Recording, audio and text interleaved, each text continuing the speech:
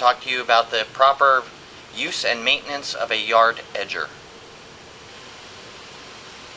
Let's take a moment and talk about fuel for your gas-powered yard tool. Again, as I mentioned earlier, most gas-powered yard tools are two-cycle or two-stroke engines. They're unique in the sense that you must add the oil to the gas rather than oil to a crankcase. There is no oil in the crankcase. The unit relies on lubrication through the oil that you add to the gasoline. Most manufacturers have their own brand of oil additive. Typically the mixture ratio is 50 to 1. That's 50 parts gasoline to 1 part oil.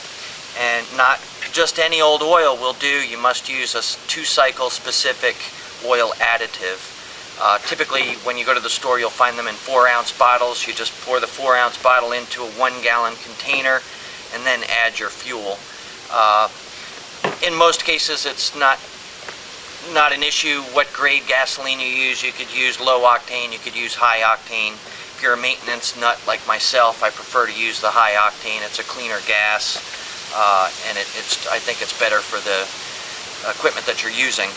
But another key area of concern is when you make your gas for your two-cycle engine, make sure you have a separate container for perhaps your lawnmower, which does not use oil in with the gas. So again, it's important to have two separate containers, one for your oil mix and one for your straight gasoline, and make sure you label them as such.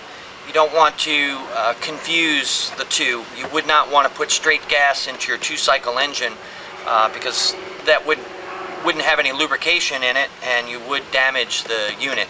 And likewise, you wouldn't want to put the oil-gas mixture in your lawnmower that doesn't require the oil in the gas.